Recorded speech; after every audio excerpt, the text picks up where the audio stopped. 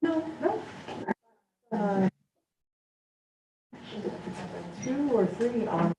Yeah, but I mean, physically.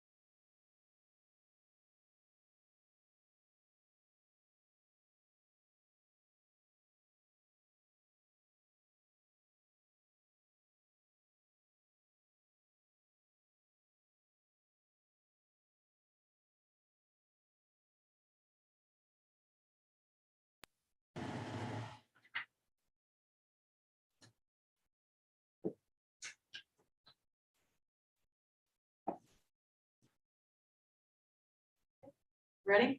Yep. The meeting of the Corvallis School District Budget Committee on March 21st or April 21st, 2022 will come to order. Our first order of business is introductions. We don't all see each other very often. Why don't we start with our online attendees? Raise a hand. Introduce yourself. Go ahead, Andrew. My name is Andrew Freeborg, he, him pronouns.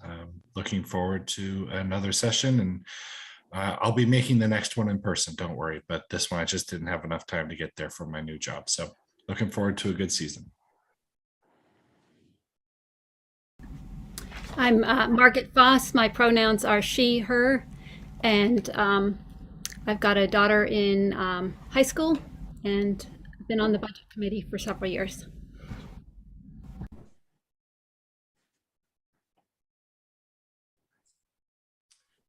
I'm Catherine Brumser. I've been on the budget. This is my 9th year of being on the budget committee, and I'm looking forward to another season.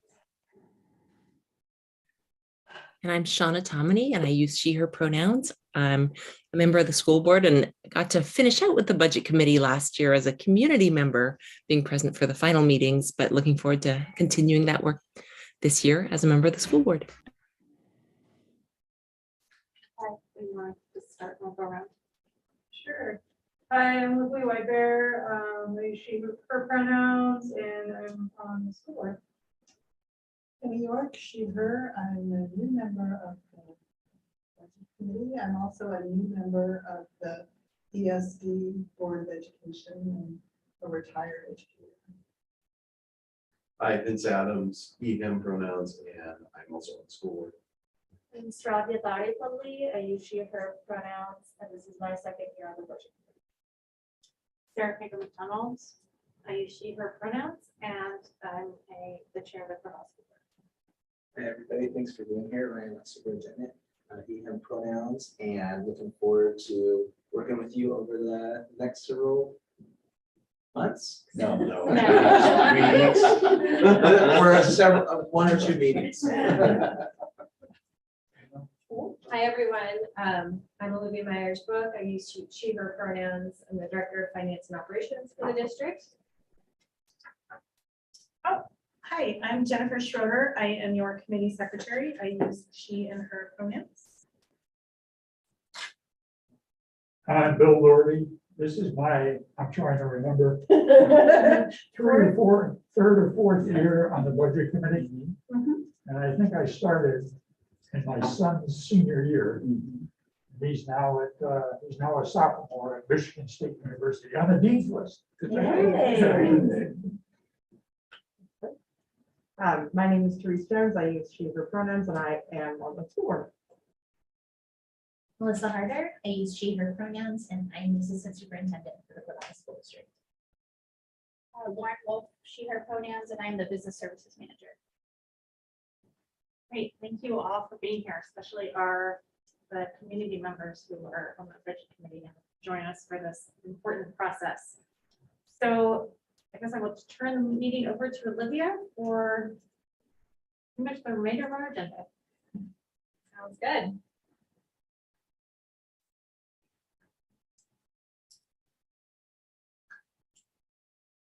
Okay.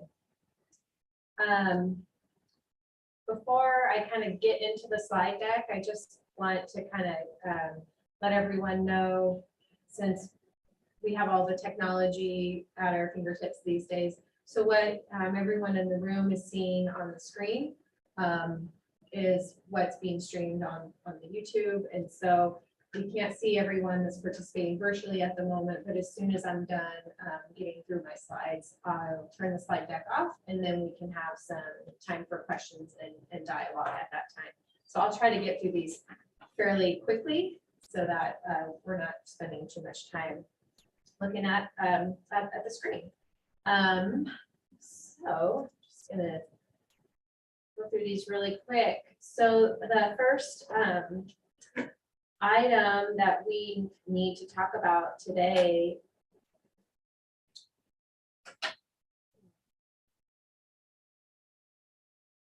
I'm stuck on these slides. I told all the techies you want to click your own slides.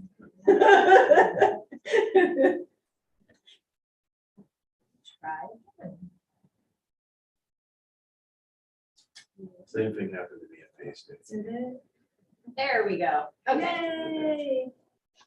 Just start and stop. Okay, so just covering a handful of meeting norms. And I'm going to add one in here too because of the whole virtual participation piece. So obviously, monitoring our meeting time and using our time efficiently. So focused use of meeting time. We need to maintain an orderly procedure. So much like our school board meetings, there are, kind of requirements for how the meetings are run and how motions are made and votes happen and those types of things. We won't be doing any of that type of stuff tonight. As we go through the process, one of the things to consider as well is staff and district capacity and resources. So outside of just the meeting times and the requests and the information that we're processing during this pretty short period of time, and just being mindful of certain things may take time to compile, certain things may take a lot of resources. And so if there's ever questions from staff around that, we'll definitely bring that up, but it's not something we've really had to deal with in the last year. Respectful deliberation and conversation. So just being respectful of each other, and particularly in these hybrid meeting spaces, when we have folks participating virtually, just using the raise hand feature so that we know that you have a question or you want to say something. And for those in their room, because we're using the OWL video systems, just know that when you start talking, it takes like a little bit of time for the camera to kind of shift to your face. And so for those who are watching online or participating virtually, just know that there's always kind of a little bit of delay with that as well. So most of the meeting tonight is just going to be a lot of dissemination of information, get through that pretty quickly, and then just having some time for questions and discussion. So we should get done pretty quickly tonight. And then we'll kind of recap what our next steps look like. So I'm just going to go over real quick. We do have a new budget committee member. Thanks, Penny, for volunteering. But I just kind of like to repeat some of the same things every year. They're good reminders. In terms of the budget process itself, it is a process, and it does kind of happen during the whole entirety of our fiscal year, but we're kind of in that phase now where things really start to amp up. And we're working on preparing a proposed budget. So we're still in that process, getting near the completion of that process, which is exciting. But once that budget is close to being ready, then we'll publish notice of a budget meeting. And the importance of that is because at your next meeting, it will be considered your first official meeting. You will be taking public comment at that time. So it's important that we put out notice so people know that the committee is meeting and that you would like to hear from people and you would like their feedback on the proposed budget. So it's really important for us to make that notification. And then the budget committee will come together. We have 2 scheduled meetings this year on May 19th and May 26th. If needed, we can schedule additional meetings and we cross that bridge when we get there if we have to. Once the budget committee is done deliberating on the proposed budget, they'll start to take action, which includes approving the proposed budget and the tax levies. And once that is done, the district then publishes what we call a notice of budget hearing. So again, at that time, what we're doing is notifying the community that the budget committee has finished their work. Here's the actions they've taken. Here's the budget they've approved. And that the next step would be a public hearing that the school board holds. And so it includes all the information on when that public hearing is and how people can provide feedback. And so our June board meeting is scheduled on June 9th currently. And so at that time, the board will hold the budget hearing. And then the board will eventually take formal action to adopt the budget, make our budget appropriations, and then and also adopt the levy amounts. And then our responsibility as a district is by July 15th. So I want to be clear, the board action has to happen by June 30th. That's a requirement. And then by July 15th, the district then notifies all of our local taxing jurisdictions of the actions that the board has taken. And here's our levy amounts for the upcoming year.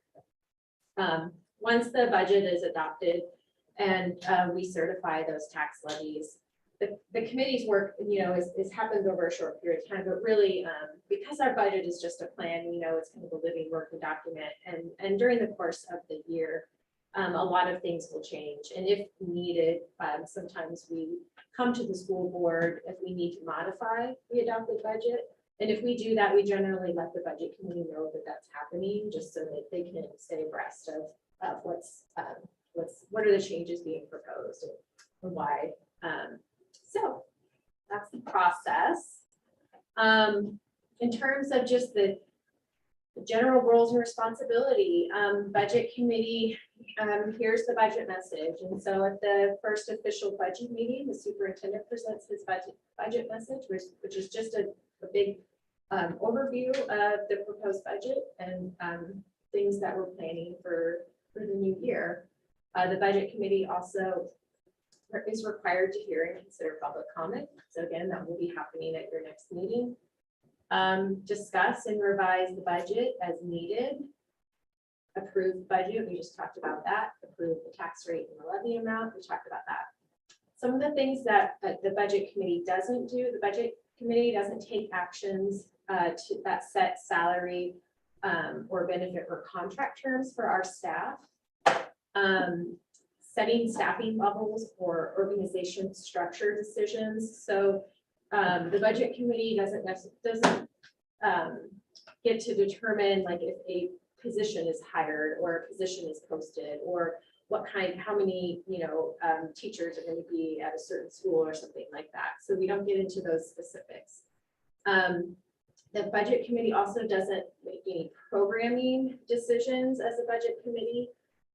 We often talk a lot as a budget committee about specific programs and services, but ultimately those decisions are left to the district. And then make or altering district goals or policies. That is a function of our school board. So half of the budget committee is made up of school board members, and creating or adopting district policies and setting district goals is a function of the school board. And I believe the school board is seeking feedback right now on board goals for the upcoming year, so. Putting in a plug for that, if you go to our website, there's a link where you can provide feedback to the board on goals. Okay. And then just to kind of be clear, so we're meeting as a committee today in what the state considers a pre-meeting.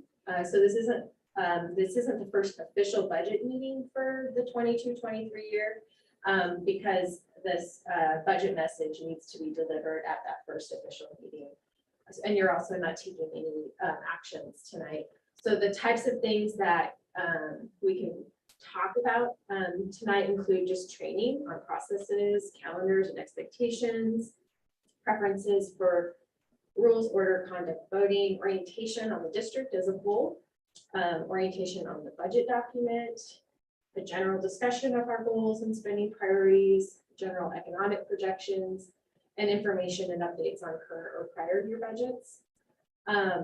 Things we can't talk about in a pre-meeting include specific estimates or appropriation amounts regarding the budget for next year, whether to fund specific programs or expenditures, and whether to impose any tax levy or amount of levy. Those are all things that have to happen after we receive the budget message. Okay. So this is kind of dry, and I'm going to go through it pretty quick. Most of you are familiar with our budget document, but I just want to highlight a couple of things because there are some technical aspects of it that can be super confusing for people that aren't familiar with that. Just to start, our budget document is broken up into 4 main sections. So there's an executive summary, which is just meant to be kind of a pull out standalone high level summary of the budget. The organizational section gets into more of the details on the district operations and organizational structure and school board policies and kind of the background that we lay for the budget. The financial section is where all the numbers live in the budget document. And then the informational section is more of just a way to present a lot of statistical information, some charts and graphs that just really take a lot of the numbers and put them into just a lot of stats and information.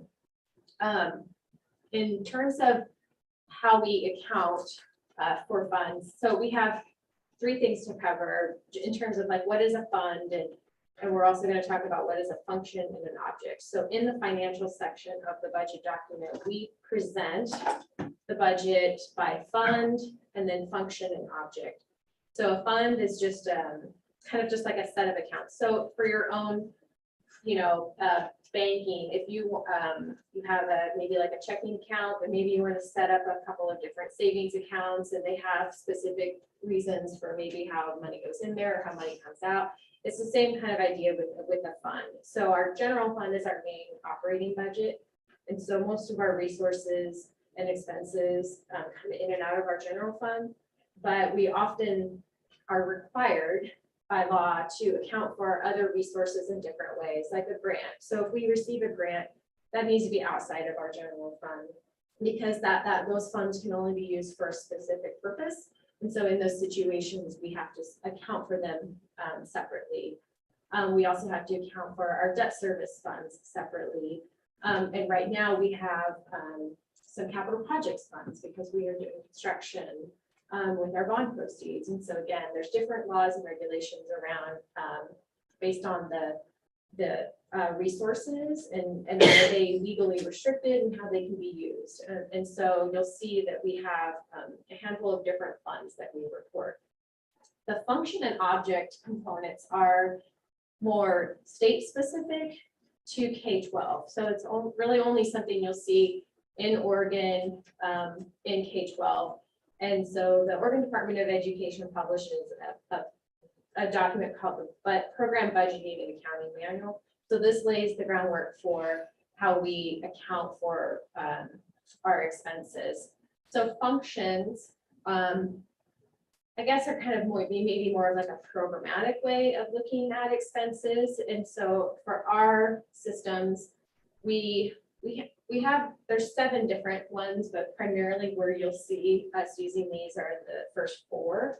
So instruction programs, support services is really like everything else from transportation to facilities and maintenance, all of the support functions of the district.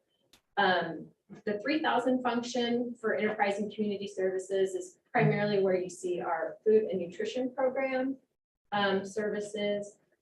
The 4,000 function is where you're going to see all of our capital improvement expenses. So in our capital projects fund with all of our construction expenses, those are categorized as 4,000 functions.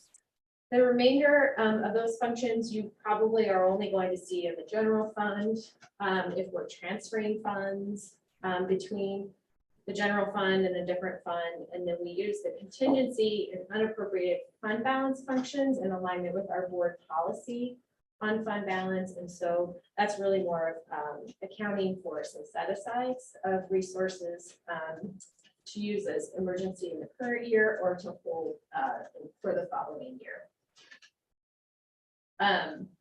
Objects are again another way of looking at what we're spending our dollars on, and this is probably more of a way that's more relatable to most people, in that we categorize salaries, so wages that we pay employees, all the associated benefits that we provide to employees is categorized as 200 objects. So purchase services would be our 300 objects. So that's just anything that of any service that we're purchasing, from our contracted transportation services, attorneys, having somebody come in and provide some professional development, any type of service that we're paying for. Supplies and materials is as you would expect it to be, just all of this stuff that our schools purchase. Our curriculum would fall into this category. Capital outlay is really in alignment with the board policy on fixed assets. So we have limitations on if something has a value of $5,000 or more, there's a different way we account for that. So those would be the expensive things that we depreciate over time. Other objects is really just that. If it doesn't fit into one of these other categories, we put it in there. And then we have transfers and other uses of funds. The other uses of funds is really only used for our contingencies and our set asides for the following year. So I know this is kind of boring and dry, but just wanted to kind of recap that because when you do look at the budget document financial section, this is really how everything is presented. And we try to present it in lots of different ways, but this is kind of the nuts and bolts of how that works. So again, with that structure of fund, function, object, here's an example of what you might see in the budget document. Fund 100, function 1291, object 111. That translates to our general fund 100. 1291 is an English language learner program. Object 111 is licensed salaries. So this would represent the salaries that we pay to an ELL teacher that's working with students in our schools. Okay, and then the same thing, this is what it actually looks like in the budget document. So you'll see the fund referenced at the top of each page. So we've got our general fund, and then you'll see the function 1291, and then all of the objects within that function are then presented. So the first one is 111, because it's numeric, and that's the first one. And so that's how you'll see that in the budget document. So that would cover that first column. All the other columns are also important and required by law and how they're presented. So we will show the previous, or not the previous, we'll show the last 3 fiscal years of actual revenues and expenses. We'll show the current year adopted budget. And then we'll show the proposed budget for the following year. Once the budget is adopted by the board and we put together the adopted budget document, the final column just represents the adopted budget in case there were changes between how the budget was proposed and how it was adopted by the board. Okay, done with the dry stuff. So let's do a quick update on just what's been happening over the last few years and kind of what we're expecting to happen in the next year. So just kind of starting at a really high level, just talking about our students and our staff and our spending. Okay. So this is just a quick summary of our enrollment over the last 5 years. We were slightly declining pre-COVID, not by a whole lot, but we were seeing a decline every year. Obviously, during COVID, we saw some pretty significant decreases in enrollment, much like all the other districts across the state and the country for that matter. And so you can see when we look at the change over a period of time, over the last 5 years, our enrollments decreased by about 6.8%. The last 3 years, that's definitely been compounded, and it's a higher rate of 5%.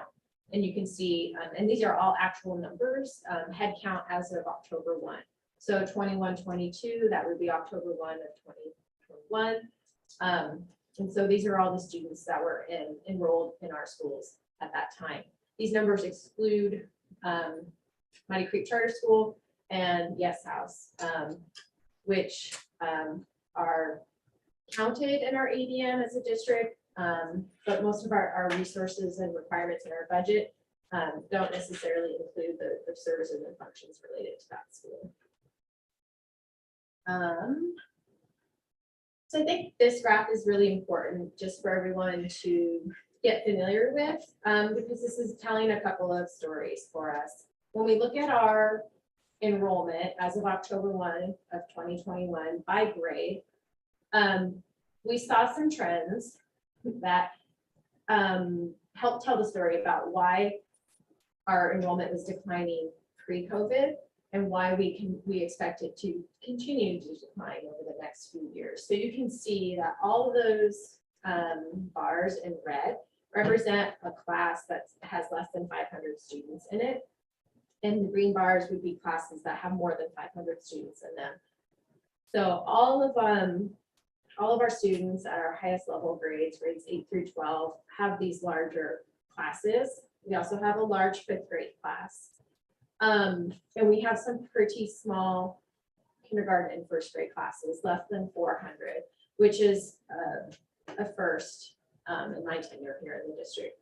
And so really what this is telling us is that as these students continue to matriculate through our system, and based on birth rate statistics, because we don't anticipate future kindergarten classes to look that much bigger than they do now, we assume that long-term our enrollment will continue to decline. We generally always see an uptick between grades 5 and 6 and 8 and 9. We have a lot of students enter our system in those grades, in grade 6 and grade 9, that weren't enrolled in our district in the previous year. And so we do need to account for that as well. But overall, this is kind of telling the story of what's kind of in the cards for us over the next few years. I think it's also important too, there's definitely a perception that when new housing units come about into the community, that results in more students in our schools. And I think based on our enrollment trends, even though we know there've been a lot of housing units added in this area in the last 10 years, our enrollment has not increased in the last 10 years. And if those new units of housing are creating some level of student enrollment, it's offset in other ways. And so I think that's kind of an important factor to consider as well. Historically, we don't generally see big upticks in our enrollment when large number of housing units are added. And so I'm not saying that wouldn't be the case in the future. It's just historically what we have experienced. Do you want to add anything to that? No, I think I'll wait till you get through the next couple and then just Sounds good. the themes. So I wanted to highlight the number of staff in the district. We're obviously here to serve all of the students in our district, and our greatest asset in terms of that work is people, human resources, and our staff. And so it's important that we continue to do what we can to increase the level of support we're providing to our students.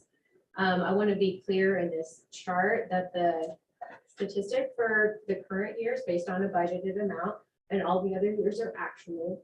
So just know that oftentimes our actual level of FTE is less than what we budget, just because we always have periods of time when positions are vacant or we just have turnover from year to year. But you can see that we were sort of on a pretty good trajectory. 2021 took a little dip, and that was primarily because we did not have students in person much at all that year.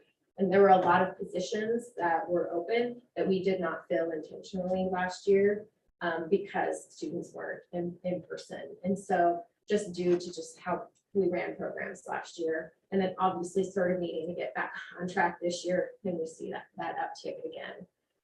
So for the last 5 years, we've added, so this is, these numbers represent FTE full-time equivalency. So a person that works 8 hours a day is considered a 1.0 FTE. We have a lot of part-time folks that work in the district. And so this factors in full-time equivalency. When we look at a more detail of our staffing, I want to highlight where we've seen the biggest change, and it's with our classified group of staff. You can see that all staffing groups increased over the last 5 years, but with our classified group, we've increased the staffing of that group by almost 30% over the last 5 years. A lot of that has to do with our equitable learning recovery plan. In the last 2 years, particularly, we've added a lot of classified staff to support students both in and outside of the classroom. So we're talking about additional educational assistants and student behavior support specialists that are working with students. We've added classified staffing to support the level of services being provided in our school-based health rooms. We've added additional classified staff in our custodial department due to obviously the COVID pandemic and the increased need for cleaning and sanitation, but also because we have a lot of new spaces in new schools, and that will be something that we continue to see expanded. We also have added quite a few classified staff as a result of our implementation of our mental health and wellness programs. And so we've got a lot of skills trainers working in our schools with students. Those are classified positions. And we've also added some student and family advocate positions in our district. And those folks work directly with students and families and help them navigate different resources in and out of the district to support them. So we've seen increases across the board, but particularly we're really focusing on areas of additional support. And trying to just maintain staffing levels, even though our student enrollment may be decreasing. The benefit is that we've been able to maintain staffing levels that are resulting in lower class sizes, lower student-teacher ratios, and just having more adults in the building working and supporting kids. This is probably just a good spot for me to just add in. So we recognize that we've been adding staffing, and we also have fewer students in our schools. And we're also coming out of the pandemic. So the things that we have been able to do is to provide mental health services, better health services, more educational assistance in classrooms. So while we're also working to reduce class sizes, we have additional supports in classrooms for students who, for our youngest students, the first time in school, coming out of the pandemic, for our older students coming back. So the services that we're able to provide right now are super timely because of what our students have just gone through. So I think that's the real key takeaway that I want you to have, is that for us right now, the investment is vital because of what our kids have just experienced. And that's something that doesn't go away over 6 months. That's something that takes several years to come out of. And so that investment is key and vital for us to be able to do that. And we're super fortunate that we have the ability to do that here in Corvallis. So that's where our emphasis has been.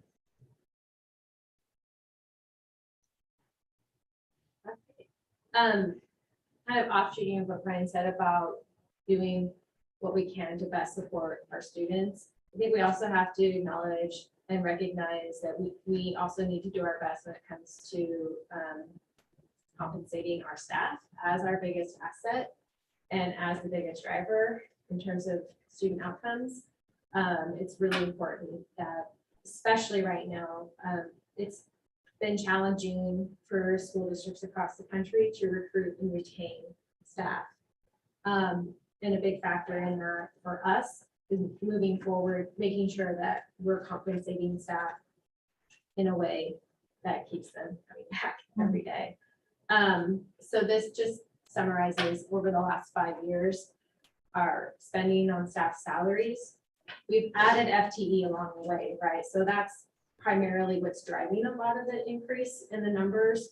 So I have another slide that kind of focuses more, not just the numbers, because you can see we've increased staff salaries over the last 5 years, all groups, again, similar. We've definitely increased our classified salary more due to, that's where we've seen more of the increase in staffing. And we've also directed more of our resources to our classified staff, primarily driven by the changes in minimum wage over the last couple of years and trying to stay competitive so that we are offering our classified staff not minimum wage, but something better than minimum wage. And so one of the things that we've done there over time is we look at some comparator districts. We're always wanting to be compensating at a rate above, a little bit above that comparative group. Again, keeping that in mind as a way to recruit and retain the high quality staff that we have. So a better way to look at spending in terms of salaries is really to look at it per FTE perspective, because we know we've increased FTE, which then increases costs.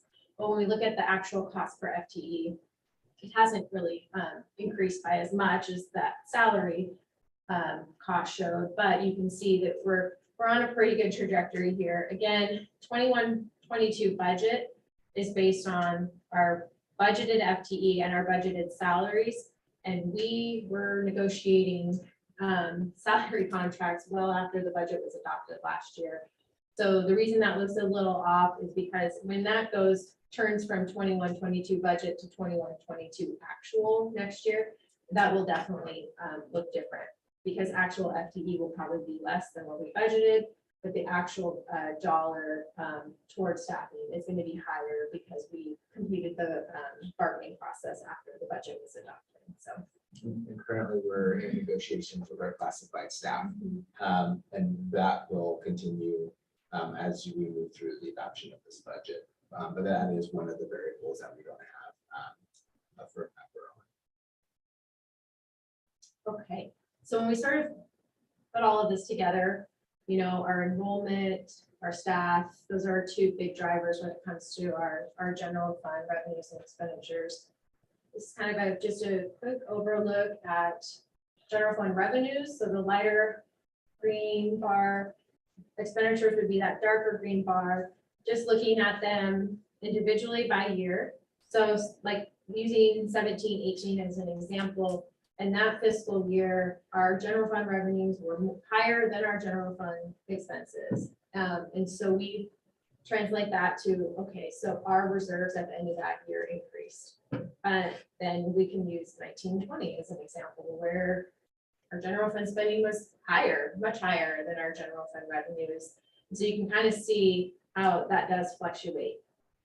Somebody like me loves to see just flat, even bars where they all match, where your revenues and your expenditures match and everything's very predictable. We know that doesn't work like that, but I would say when you look at our projections for 21-22, they're pretty darn close. So I want to kind of get into the nuts and bolts of that just a little bit. So this is kind of hard to see, the darker. So the dark bars on top represent the adopted budget amount. So the adopted budget for our general fund revenues. And then below that, you see what our current projection for general fund revenues is. And then also down below, you'll see what was our original budget amount for spending and what is our current projection. So it changed quite a bit, particularly on the revenue side. So our projected revenues are going to be higher than what our budget is based off of. And I'm going to talk about the primary driver about why that is on the next slide. And then you'll see that our spending is projected to be a little bit less than what we budgeted. That's pretty normal. We never spend 100% of our budget, but I'm pretty happy to see that the difference between our current projections is a $400,000 deficit. So we're still planning to spend a little bit more than what we're receiving this year, but at a much smaller amount. The adopted budget was over a $2 million difference between our revenues and expenditures. So I want to kind of clear up, I think, a misconception about student enrollment and money, because we know that in the state of Oregon, the biggest driver when it comes to how much money we get from the state school fund is our student enrollment, the ADM, average daily membership. So the state will monitor our enrollment throughout the year for every district in the state, and they monitor that. And we know that the state school fund is allocated out to school districts primarily based on weighted ADM. They look at the number of students you have. They also look at some of the demographics about the number of students you have and what their needs may be. So in a year where all of the districts across the state, I shouldn't say all, the majority of districts across the state are serving less kids than what they had anticipated, and the state school fund allocation is a fixed dollar amount, what that means is that the amount of funding per student is going to go up, which is what we experienced this year. So I want to demonstrate this. So when you look at the state school fund formula revenue per ADM, so this is the all in, all of the different dollars that run into the state school fund formula. What is that amount per ADMW that we've received? And you can look at this over the last 5 years. You'll see that in 21-22, that number is significantly higher than what it was last year. And that number was just updated a week or two ago, because the state has now pulled in current year enrollments. And that made a huge change because current year enrollments were less than what that original estimate was based on. And so the per student amount has gone up. Are we serving less students? Yes, we absolutely are. Are we receiving more money per student to serve them? Yes. So does it make sense that our spending per student is going up? Yes. That our staffing levels are going up? Absolutely. And the reality is that all of the districts that have declining enrollment are experiencing the same thing that we are as well, and that our student needs have increased. We're still trying to address the needs of our students that existed pre-COVID, and now that's just been exacerbated. And we are really needing to do more things that we weren't doing before, and really having to think outside the box on what else we can be doing as we move into future years. So I kind of just wanted to paint that picture because oftentimes I think people kind of think that's a static number or that it doesn't change. And it definitely changes. It doesn't usually change this much because statewide, oftentimes some districts might have increasing enrollment, some districts might have kind of this, it's all a big wash. But when everyone's kind of experiencing the same thing, this is what happens. If all of our districts in Oregon, if all of our enrollments were increasing, it'd be really hard because now you're serving more kids, but you might actually be getting less money per student until the next biennium when that big number, that big state school fund allocation gets updated. So we're benefiting from this right now. But as we move into the 23-25 biennium, this is going to be a problem, and we don't need to talk about that tonight. We'll probably be talking about it quite a bit at this time next year, because this is something that is on the mind of a lot of people that do my work and Ryan's work. Is what does this mean as we move into the next biennium? But we have another year before that happens, so we'll we'll be grateful for the situation that we're in and continue to do our best to serve our kids. Just want to do a quick check-in on general fund reserves. We have a pretty extensive board policy when it comes to our general fund reserves. Just want to let everyone know kind of where we stand in terms of our projections for this year. So again, not a whole lot of change because we do anticipate a fairly even revenue expenditure flow. You can kind of see what happens though in years when you spend more than what you get, like in 1920, big dip. That red line just represents the level of reserves that are required by board policy. So we are projecting that at the end of this fiscal year, we'll still have a level of reserves that's slightly above what's required by board policy, which it provides a level of stability moving into next year. That's also helpful, just because there's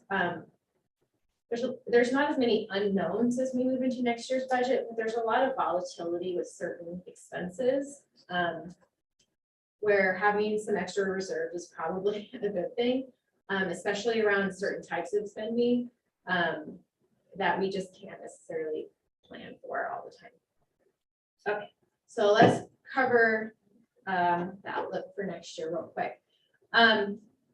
Just laying the groundwork, when we talk about budget development, the first thing we start to think about is really goes back to our board goals. What are the driving factors around how we should be thinking about our spending plan for the following year?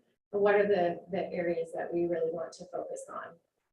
So I was able to add a board goal that didn't exist at this time last year, which was respond to COVID-19.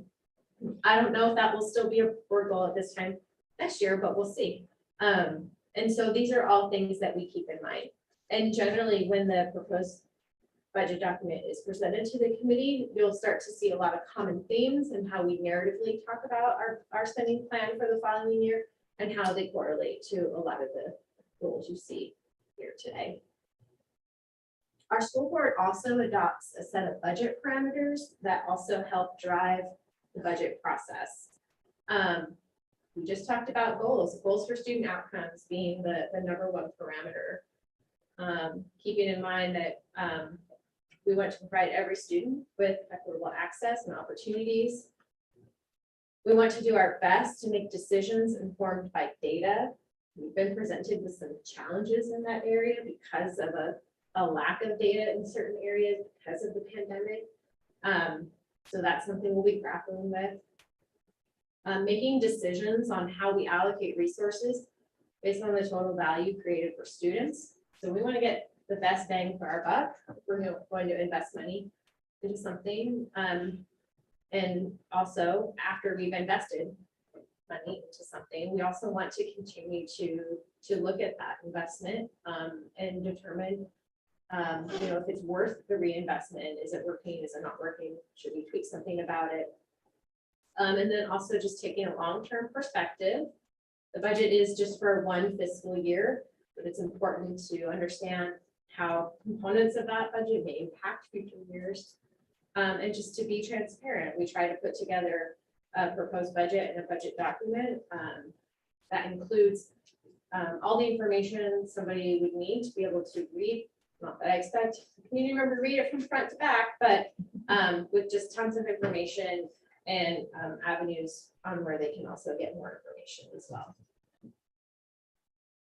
So when we're thinking about the nuts and bolts and the details of next year, students would be our projected student enrollment. We don't anticipate to see a whole lot of change in this area from this year to next. We're not anticipating some massive, ending of what we're calling like the COVID flight, right? We're not anticipating a bunch of students coming back into our system. We're also not anticipating a ton of students leaving the system either. So our enrollment for next year, our enrollment projection for next year is pretty static. I would note though, when we look at grade levels though, our enrollment at the elementary grades K-5, is where we're seeing more of that decline. And so in our staffing plan for next year, there are some adjustments to account for that. So again, just kind of keeping track of our students as they matriculate through the grades and knowing how that impacts different schools at different levels. We talked a little bit about state school fund. Because we're in the middle of a biennium, there aren't really a lot of unknowns around this. Some of the things that can kind of makes things wonky is what other districts are projecting their enrollment to be, which we already know that because we received our first state school fund estimate. That's required to be sent out the first week of March. So that's out. And so we know sort of what districts around the state have projected. And I think the funding amount per student isn't, it might even be a little bit less than what the current year estimate is. But we're starting to kind of put a fine, a fine tooth comb through all that and start to dig through that. So the big component though, the big allocation amount is set for next year. So might be some few tweaks, but we feel pretty solid on that. The big elephant in the room around our budget for next year is the local option levy. And so our local option levy expires on June 30th. And so we will be asking voters to renew that levy on May 17th, which is 2 days before your first official budget committee meeting. So by the time we meet again, by the time you are receiving the proposed budget, we'll know a lot more than we do today. But it is a big assumption. So as we're preparing the budget right now, we are assuming that we'll have those resources moving into next year. We're also having some pretty high level discussions about, making some plan Bs and plan Cs. But we're kind of just letting things play out and we'll see what happens. I want to highlight for anyone listening or anyone in the room that's not really familiar with our local option levy, we do have a lot of resources on the district's website, some FAQs and some quick facts. The local option levy currently represents about 10% of our general fund right now, so it's a pretty big chunk. We fund about 90 full-time positions in our district with the local option levy. And so obviously, renewal is vital to maintaining the level of operations, the level of staffing that we currently have in place. And so it's a big deal and a big assumption we're making. But by the time you meet officially, it won't be an assumption anymore at that point. And hopefully we'll be able to move about the budget process and not have to worry about making some significant modifications.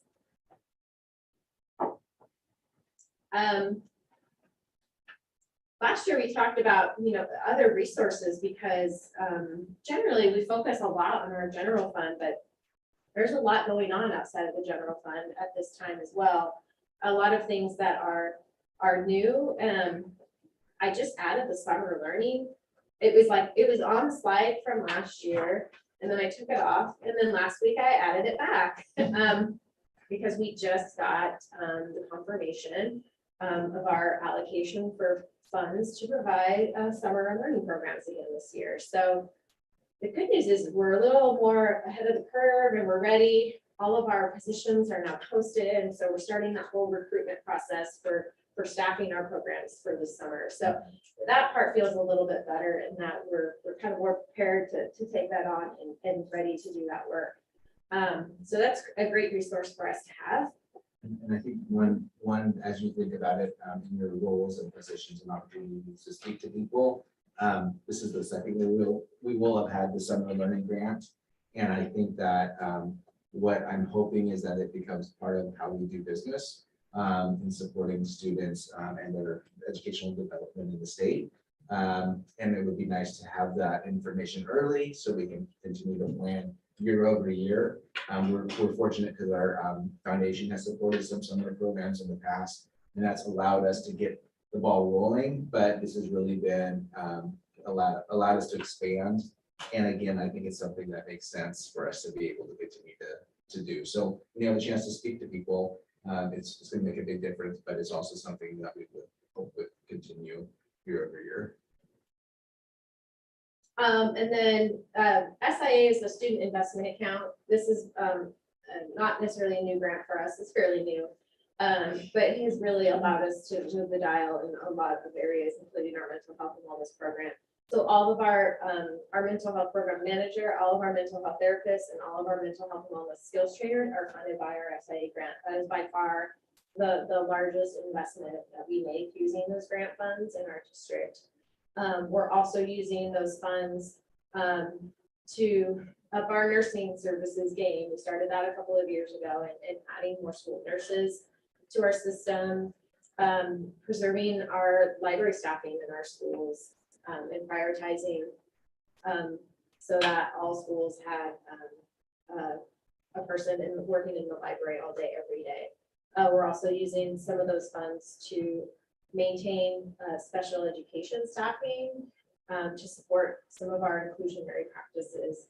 And so really that's about keeping our caseloads pretty small and allowing for more of that in-classroom support for students. And so this is an area that feels good, and that we're able to really do some good solid investments and wholehearted investments, right? Oftentimes when you don't have a lot of resources and you're trying to start something or do something, it's hard to really feel like it's making an impact because at such a low level. But like thinking about our mental health and wellness program, significant investment. It's 15 FTE, and we've got all of our students have access to those services. So it's a great opportunity for the district to have those funds to use for that. And then when we look at the federal level, we've been receiving emergency, elementary and secondary school emergency relief funds, ESSER. So we've received 3 rounds of these federal relief dollars. We've fully spent out ESSER 1 and ESSER 2. And so we are in the middle of our ESSER 3 award at this point in time. This was the largest of the 3 awards, and it is available for us to use until the end of the 23-24 school year. So we're doing our best to kind of mindfully and planfully send these dollars out over the next couple of years. We were allocated almost $7 million in funding with our ESSER 3 grant. It's pretty impossible to spend that money in ways that don't include ongoing expenses. So we've added staffing funded by these dollars. We know that that's tricky sometimes, and so we're just gonna have to be very mindful over the next couple of years to slowly phase out. But these funds primarily for next year will be around those additional supports in our classrooms, particularly at our primary grades at the elementary level. We're really wanting to hit some marks when it comes to proficiency in reading by 3rd grade. So that's kind of one big area of emphasis for us. We've also been using ESSER funds to fund a whole entire custodial project team. It's really twofold. One, we had a higher level of need in terms of maintaining our buildings, but just due to staffing issues, staffing shortages, we're using those positions a lot just to cover absences. And so this is kind of an area of focus for us too. It's like an area that you can't when you have a school custodian that's out in the middle of COVID, you can't just say, oh, we're not going to clean the building today. It doesn't work like that. So we've had to make some pivots to figure out a new way to have that coverage. And historically, we've used the ESSER dollars to fund a lot of our alternative learning options, our virtual learning, our online learning programs. And so we're kind of adapting for next year, and we'll still be using the ESSER funds to kind of continue into a different model of that, but still providing some opportunity and access for students that want to take some online courses. And so just a lot going on with these other non-general fund resources, but just kind of wanting you to keep abreast of those and make it clear about how we're going to be spending those dollars. Similar to, I'll cover this in a second. When it comes to spending for next year and kind of the level of unknowns, again, moving into next year, there's not a ton of unknowns. We are bargaining with our classified group, so we are making some assumptions around the increase in salaries and benefits for that group. But we have agreements in place with all of our other employee groups. We're not going out for any major changes with any of our big contracted services. So when it comes to things like our transportation provider, we already know what to expect for next year. Supplies and materials, again, not an area that necessarily changes a whole lot from one year to the next, but there's some volatility that lives in that world right now. That's something new as a result of the pandemic and supply chain issues and just some like quirkiness around certain things in that. I don't anticipate necessarily that the budgeted amounts are going to, go up or go down significantly. I just think it's kind of one of those, we're just going to kind of be flexible in that area, and we'll do our best to budget, but there's just certain things that are kind of end up out of your control. I think one of the things our schools are starting to experience too is just not being able to get things in a timely fashion. So it just requires a much longer lead time, and that doesn't necessarily work for schools sometimes when they need something. So we're going through a lot of that right now because we're kind of approaching the end of the fiscal year. And so if there's something that they're ordering right now, we're not sure that they'll get it by June 30th. So we'll see. So kind of wanting to go back about the non-general fund resources. We outlined this plan for supporting equitable learning recovery in last year's budget document. And we plan to revisit this as we unveil the budget for next year. I would say when it comes to the challenges we are facing, those don't really look a lot different today than they did a year ago. Those are all things that are very much still challenges that we are dealing with on a regular basis. And I think when it comes to the actions that we are taking, again, these are all areas that we're still continuing to see some change and some movement. I think we'll be able to report back on maybe some things that we've changed during the year, things that we might look a little bit different next year compared to what they look like now. But we are still looking at things like addressing unfinished instruction. We just talked about third grade reading. It's a big focus for us next year. And talking about blended learning, how do we continue to provide some online options for kids where that might be the best style for them. Serving the whole child, more prevalent than it ever has been. It seems like there are so many needs in this area, and so this really covers all the areas from mental health down to social emotional learning and just providing other wraparound services. The foundation has been great in providing a lot of funding that's allowed for our staff to implement some programs that we may have done in the past, but not at the level that we've been providing services. So again, continuation of these things, because we are not seeing a decrease in these needs. Talking about reorganizing staff and schedules. I feel like we've modified the school calendar, the middle school schedule, and the high school schedule in the last 3 weeks. Lots of things going on there and sort of how that impacts the budget. Rethinking professional learning. It's kind of funny. I mean, pre-pandemic, post-pandemic, I don't know that we necessarily know what it even will look like, but it definitely is different than what it was before. And just investing in technology infrastructure and facilities. There's a lot going on in this area as well. Last week, the board got information to improve purchasing, replacing all of our student devices. It's funny, it's like a couple of years went by and it's like, oh, we kind of lost track of our device replacement cycle. And luckily we're able to take advantage of federal dollars that were made available because of that.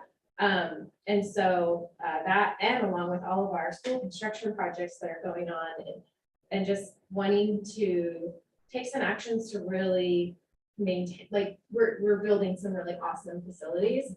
And we want to make sure that we maintain them well, and we take really good care of them. And that will require a level of investment that we'll need to prioritize as well. So those are all kinds of things that we're kind of working through. We'll provide an update in the budget document on, and we'll be really clear about, you know, how much FTE are we talking about for each of these things and the dollar amount, and then the source of funding too, which has been interesting, just because there's so many different sources of funding right now.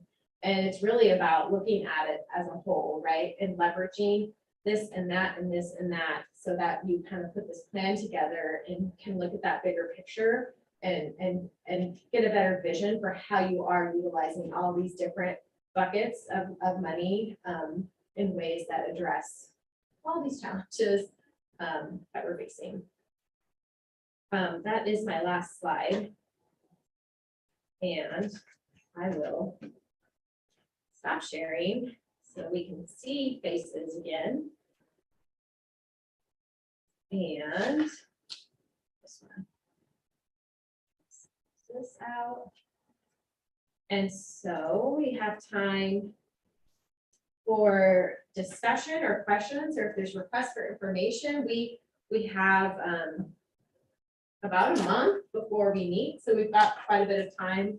And like I said, we're putting kind of in that final phase of budget development and really working through our final staffing plan for next year. And so if you have questions, or if there's like a particular area you want to talk about, or even just a request for some information, whether it's something that we include in the budget document or that we just make sure we talk about at the first budget meeting.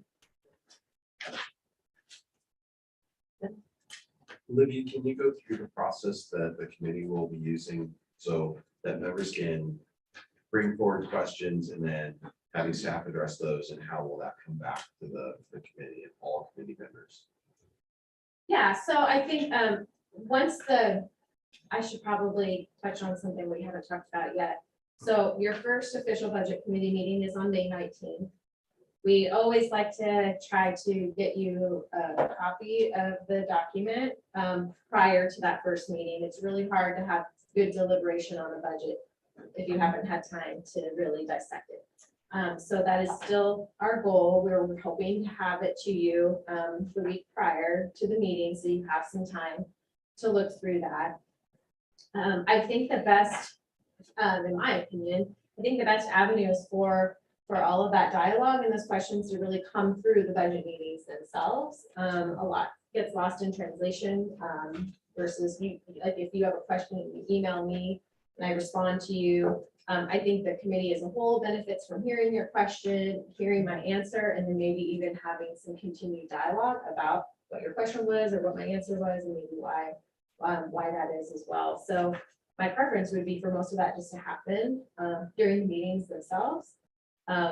If there's just particular areas that you're curious about or interested in and you want more information, that's totally fine. But I also would want to present that to the whole committee, not just an individual as well. And I think it's important for everyone to know what everyone else is wondering about, what everyone else is curious about, and the kinds of questions that you all have. So that's kind of my thoughts on that. But I'm not on the budget committee, you all are. So as a group, I think you can establish your own norms around that if you want.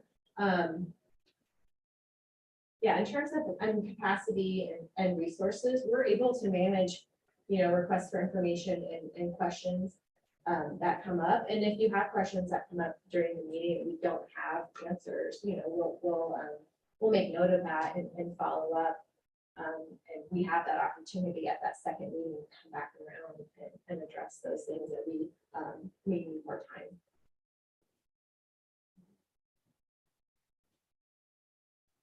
So when you're structuring the budget, you're going to assume that the levy passes. Yes. Yeah, that's a reasonable assumption. Yes. Compared to what's The history, going yes. on in the past. It'll be a big change if it does. Absolutely. Yeah, and again, I think, again, recognizing where we are right now with kids and understanding that it's more than a year to come out of and respond to COVID and all the aspects of that for our students. That would be a really a greater challenge than other times, honestly, if to not have those funds available.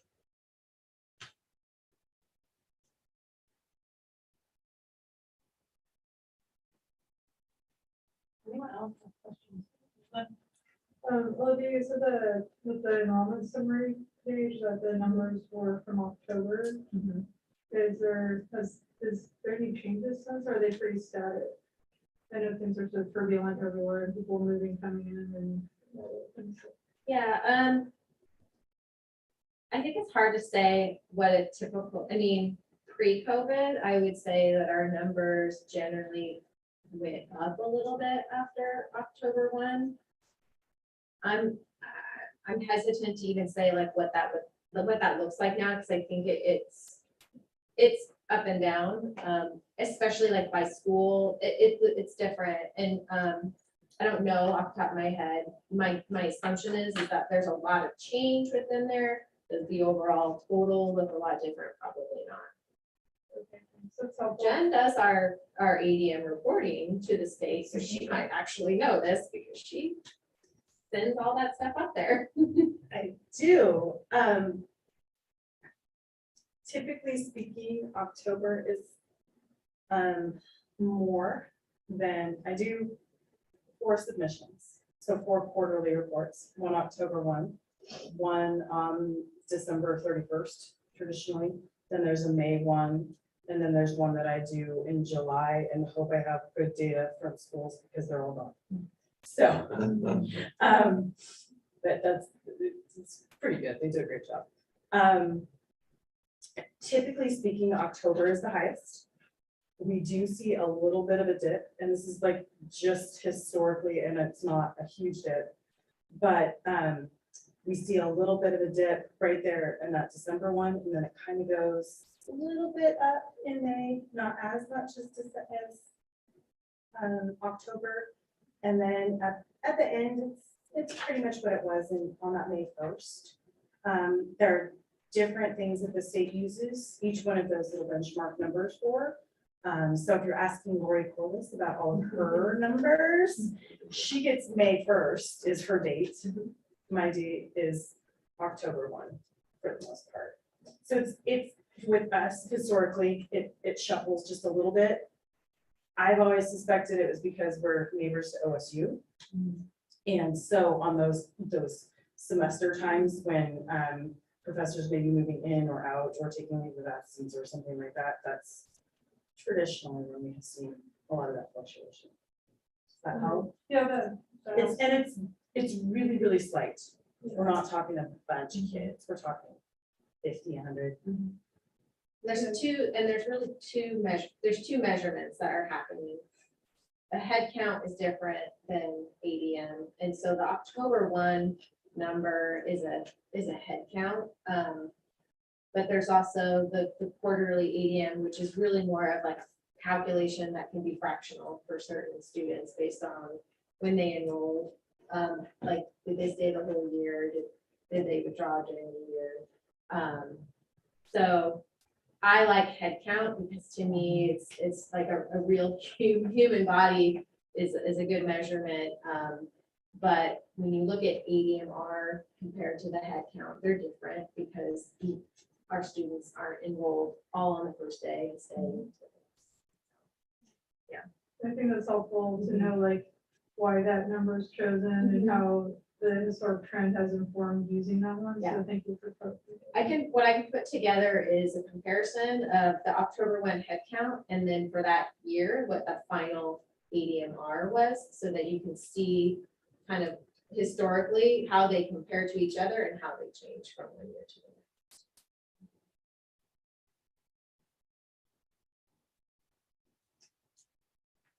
Anyone else have questions? I think our online members.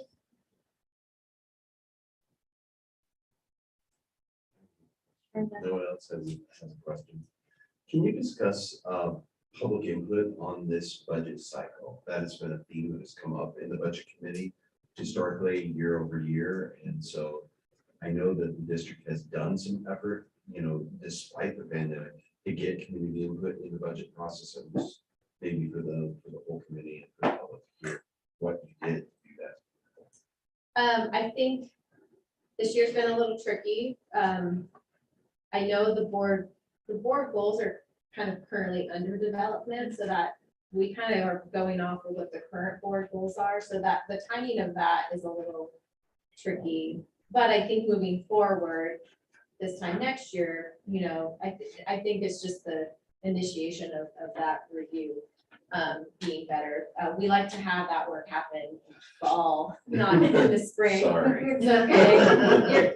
You're playing catch up, I get it.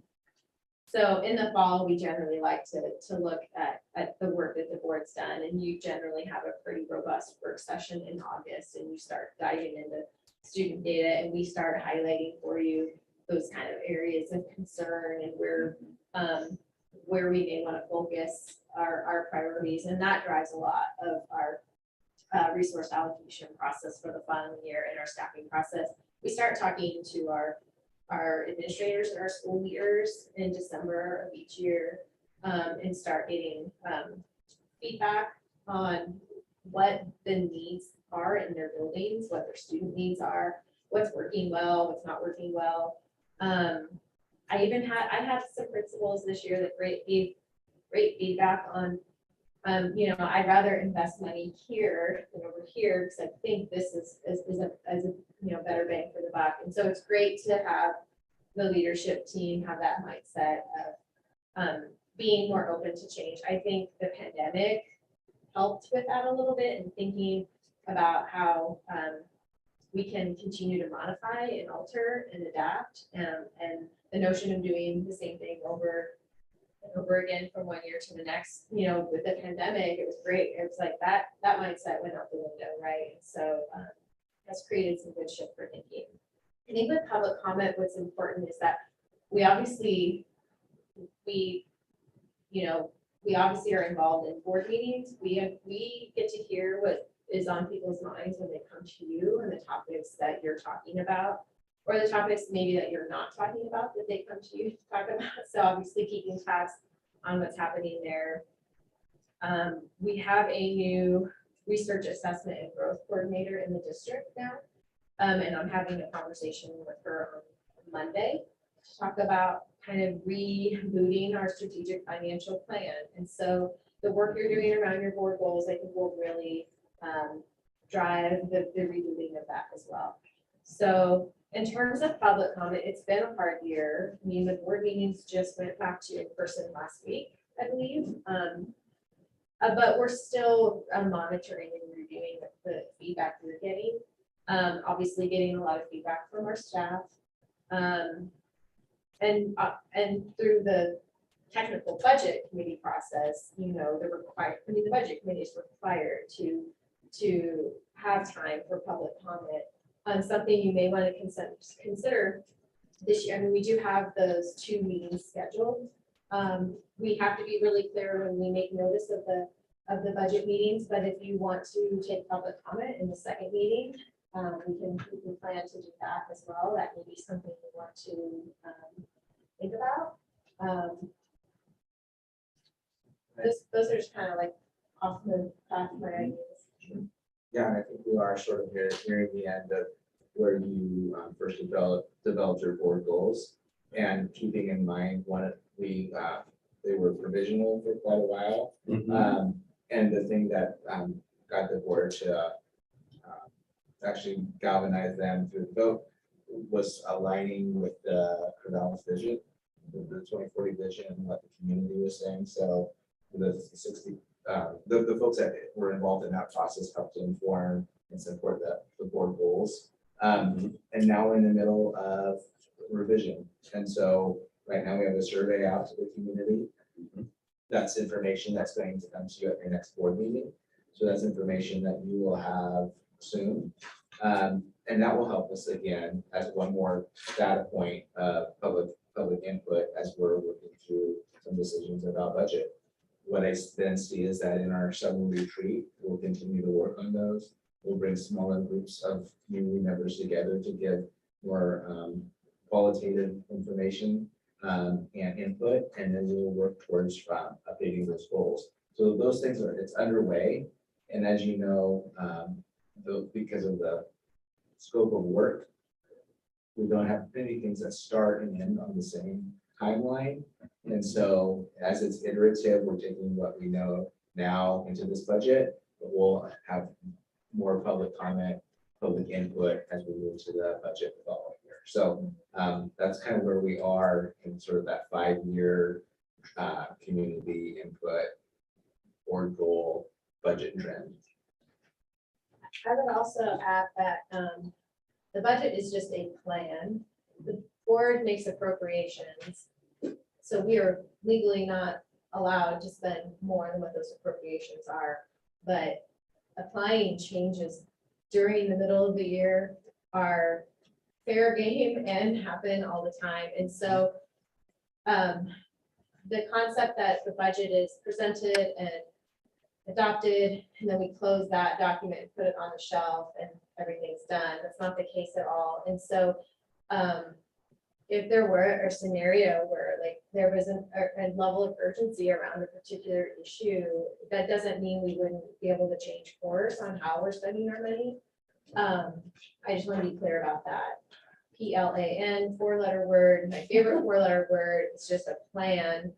And I know that the day after we publish that budget document, something will happen or we'll become aware of something that's going to change, you know, a component of that. And that happens every day, every week, every month. And so keeping that in mind as you go through the process as well.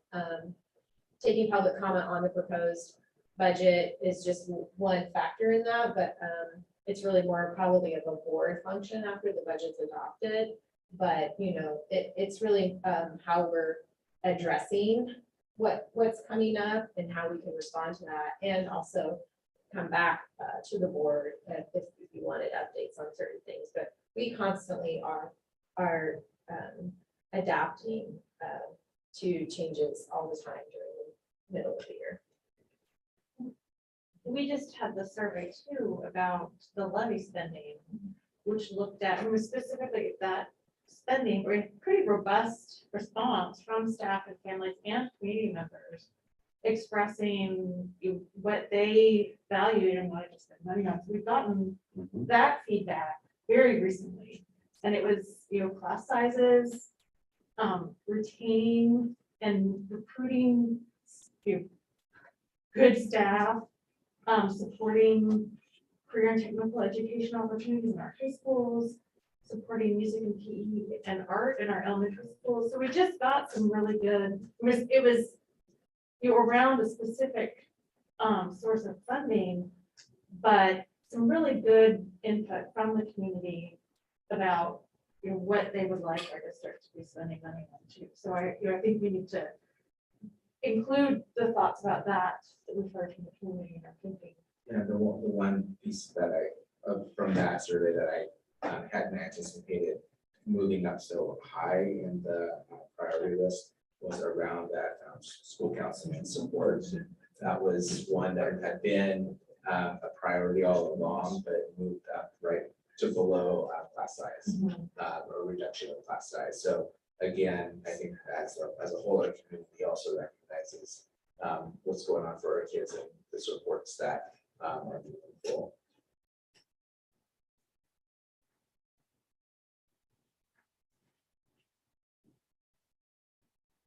Any other questions or comments?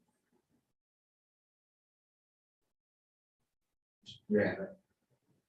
Got something, Bill, or you just? No. You're right on the cusp. I couldn't quite tell. It's down. It's like in Zoom. I forgot to raise my hand. I forgot to. So with that, are we ready to adjourn? And we will all see each other on May 19th with budgets in hand, ready to get into the meat of this process. And again, thank you everyone for participating. Thank you, Olivia and Jen, for an informative meeting, and we are adjourned.